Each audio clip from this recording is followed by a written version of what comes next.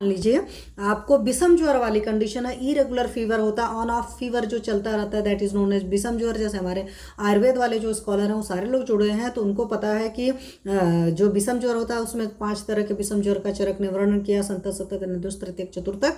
Means एक लगातार बना रहता है, एक एक दिन छोड़कर आता है, एक 2 दिन छोड़कर आता है, एक दिन भर में 12 घंटे पर रिपीट होता है। इस तरीके से हमारे पास में संतत, सतत, निर्दोष, तृतीयक, चतुर्थक ज्वर है, या रसगत ज्वर, रक्तगत ज्वर, मांसगत ज्वर, मेदगत ज्वर, अस्थि मज्जागत ज्वर, शुक्रगत ज्वर असाध्य होता है, इसलिए चरक ने उसकी चिकित्सा नहीं लिखी हुई है। शास्त्र को समझने की कोशिश करिए तो विषम ज्वर में अगर आपको गिलोय घनबटी देनी है, ऐसे केस में अतिविषा के साथ में आप दीजिए, दैट इज योर अतीश जो है, तो उसके साथ अगर आप देंगे तो बहुत बढ़िया रिजल्ट आएगा।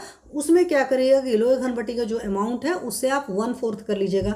मान लीजिए 2 रत्ती की मात्रा में अगर आपने गिलोय घनबटी लिया है तो आधा रत्ती की मात्रा में आपने अतीश डाल लिया। देख लीजिएगा जैसी कंडीशन हो, मीन्स उसका गिलोय का 1/4 डाल करके अगर आप देंगे, और ऐसी गोलियां बना लीजिए। मान लो 2 रत्ती वाली है तो आधी रत्ती आपने ये डाली, इस तरह की 2.5 रत्ती की आपकी गोली बन गई, और 2-2 गोली सुबह शाम आप TDS क्वाड्र मतलब 4 बार भी चला सकते हैं, डिपेंड ऑन द सिचुएशन। तो विषम ज्वर के केस में अतीश के साथ चलाइए, क्योंकि अगर आपको अतीश अच्छी तरीके से आता तो बहुत बढ़िया दीपन पाचन का काम करता है।